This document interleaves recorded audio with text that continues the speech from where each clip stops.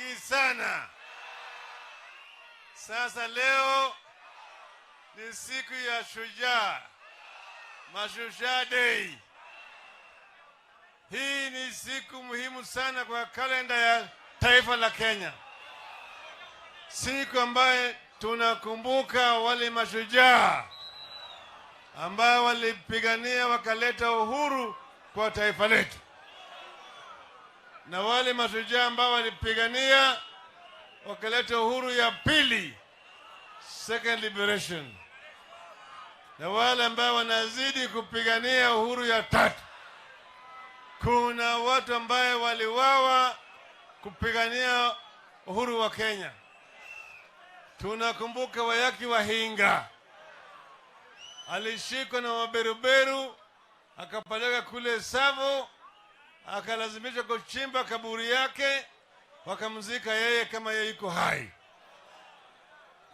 Tunakumbuka Haridhuku, tunakumbuka Ojijo Oteko, tunakumbuka Paulo John Paulo Lola,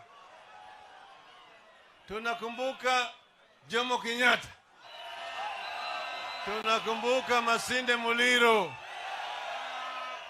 tunakumbuka Thomas Mboya, tunakumbuka Ronald Ngala, wale na wengine, wale mashujaa wa uhuru wa kwanza.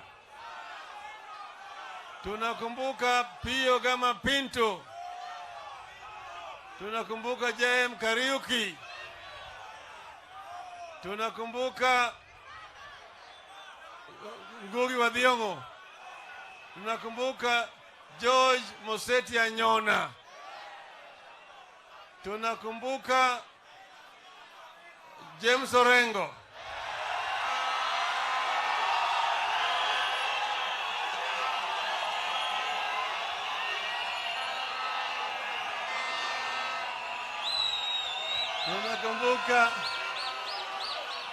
tunakumbuka Koigi wa Mwere, tunakumbuka Mukaru wa Ng'ang'a, tunakumbuka Kenneth Matiba, tunakumbuka Charles Rubia, tunakumbuka Wangari Maathai, wakati Kadili wa Menza, tunakumbuka Martha Karua na wengine wengi. Sasa nataka mniwe radhi nikueleza nyinyi historia moja. Wakati wa vita vya ukombozi, Kenyatta alikuja hapa Kisumu 1952, wakaongea na Jaramogi hapa. Jaramogi mpatia Chingo Neko aende akawe kama katibu mkuu wa chama cha KAU. Wakaenda Nairobi, kukawa na kikao kikuu ya KAU. Kuna picha ambayo ilipigwa kule Desai Hall Nairobi. Baada hiyo wale viongozi wa KAU walishikwa wote wakapelekwa Kapenguria, na KAU ikapigwa marufuku. Kwanza Walter Odede alikuwa kama mwenyekiti baada ya Kenyatta, lakini kwa siku chache tu Odede vile akapelekwa. Wakati hiyo ilikuwa ukitia jina ya Kenyatta unapelekwa ndani, ukitia jina ya Kenyatta unawekwa ndani. 1957 Jaramogi na wengine wa saba walichaguliwa kama wabunge wa Lejiko, wakaongeza wengine 6 wakawa 14.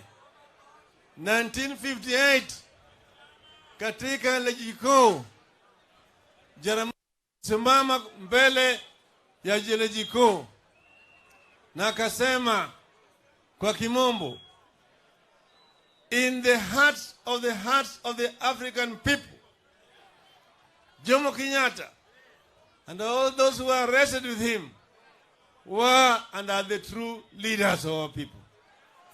And their continued detention by the colonial government offends the consciousness of our people. Kenyatta should be released and his people. Pale kwa bunge Waafrika wote wazungu walishangaa, maana wakati hiyo kitaja jina ya Kenyatta unashikwa. Wengine walianza kutetemeka. Hawa Waafrika wote walikuwa pale, wote walikanya Jaramogi. Mashine Muliro peke yake alisimama na akasema Jaramogi alisema ukweli. Jaramogi alisema ukweli. Na Jaramogi alipotoka,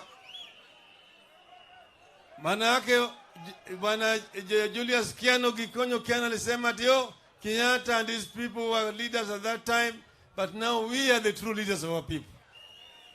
Jaramogi akamchallenge Kiano akasema tuende na wewe Fort Hall. Fort Hall ni Murang'a. Tuulize wananchi kama nilisema ukweli au wewe umesema ukweli. Baadaye Jaramogi akaanza ile kampeni ya kutoa Kenyatta kwa jela. Free Kenyatta akasema uhuru na Kenyatta. Hakuna uhuru bila Kenyatta. Uhuru na nani? Na Jaramogi aliimba Kenyatta alitaka Kenya, Kenyatta alitaka Kenya, Kenyatta alitaka Kenya, akafungwa. Asante, asante baba, asante, asante baba, asante, asante baba kwa kufungwa. Kukawa uhuru na Kenyatta. Hapa Kisumu kulikuwa na mzee mmoja alikuwa anaitwa Omolo Ngiro kutoka Nyakaji. Omolo Ngiro ndio walipokuwa wanaenda kwa mkutano namna hii, Jaramogi alikuwa anakwenda na Omolo Ngiro. Alikuwa anaitwa Omolo Arambe. Yeye ndiye alianza, manake alisema tunavuta kamba tutoe Kenyatta kwa jela. Ruta kamba tutoe Kenyatta wapi? Jaramogi alikuwa anaita Omolo Ngoi kuja. Toa Kenyatta kwa jela sasa. Lumu nasema Harambe. Hey. Hey. Harambe. Harambe. Harambe. Tutoe Jomo kwa jela. Hiyo ndio msingi ya neno harambe. Na ukiona coat of arms ya Kenya ina neno harambe, iligunduliwa na mzee Omolo Ngiro.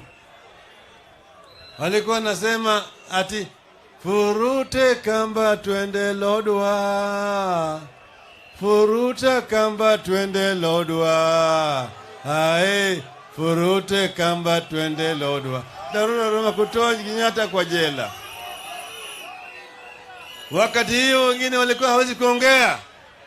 Jaramogi peke yake ndiye alikuwa anaongea juu ya Jomo Kenyatta. Sasa Kenyatta alitoka kwa jela. Alitoka kwa jela. Akaja kwanza wasungu waliomwambia Jaramogi, wewe wachana na Kenyatta, Kenyatta amezeeka. Akili imekwisha. Wewe chukua usukani kwa rais wa Kenya. Jaramogi alisema hapana. Tutaweka Kenyatta kwanza, sitakuwa mfanyikazi wa kanja Kenyatta. That is how it is, the true history. Ndio baadaye Kenyatta akaja akawa chairman ya KANU, baadaye akawa rais wa Kenya, Jaramogi akawa makamu yake. Jaramogi walikuja kutofautiana na Kenyatta kisiasa, sio kwa sababu ya ukabila. Wachana na hiyo mambo, weka hiyo bango chini kijana. Wacha bango chini. Wacha bango chini. Hiyo tunajua hiyo. Nataka msikize vizuri.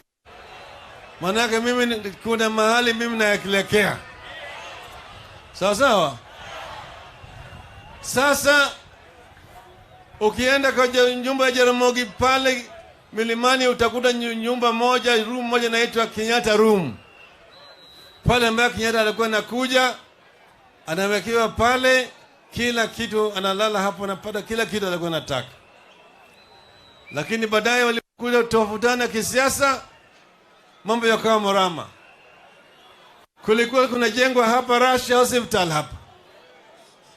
Sio Russia Hospital, Warusi walikuwa na jenga. Kwanza walikuwa wamekataa kuja kufungua. Lakini baadaye, manake wakati hiyo sasa Jaramogi na Kenyatta walitofautiana. Jaramogi alijiuzulu kutoka kwa serikali akaunda chama cha KPU. Kenyatta alikuja kuja kufungua hospitali ya Rashi. Walitoka Kakamega wanakuja town. Mimi mwenyewe nilikuweko, yale niliona na macho yangu. Walifika hapo Kondele, gari ilikuwa inafuatana ile presidential convoy. Wanakuja, sisi tulikuwa nasimama kando ya barabara. Kenyatta alikuwa amejikaa juu ya gari, alikuwa anaonyesha alama ya KANU. Na wananchi, Kenyatta alikuwa anaonyesha alama ya KANU. Na wananchi walikuwa wanaonyesha hii alama ya KPU ya dume. Hii ni jogoo, hii ni dume. Walipofika pale, maaskari wakaanza kupiga risasi. Nilikuwa nafikiri ni popcorn. Pap pap pap pap pap pap. Waliua watu 69. Unanielewa sawa sawa? Nafananisha yale yalifanyika wakati ile na yale ambayo yamefanyika hapa wakati huu. Lakini yale nilikuwa nataka kusema ni ya kwamba ilikuwa ni dhuluma ambayo ilifanywa na serikali wakati ile, wanarudia kufanya tena wakati huu. Tunasema hii sio haki na tuwezi kuvumilia. Si sawa sawa? Sawa sawa? Sisi watu wetu wamesimama imara. Nataka kuambia nyinyi yale ambayo yanafanyika haifanyiwi na wananchi wadogo. Usiende ukaguze Mkikuyu, usiguse Msomali, usiguse Mkisii, kwa sababu nikienda Kisii wananiita mimi baba.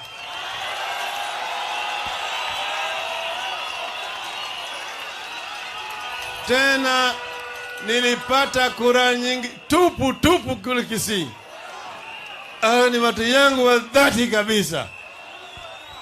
Juzi nilikuwa na Uhuru kwenye kwa maiti kule Kiambu.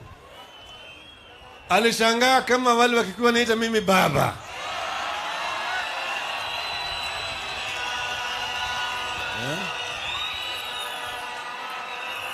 Hawa wakale hapa wanaita mimi Arap Bey.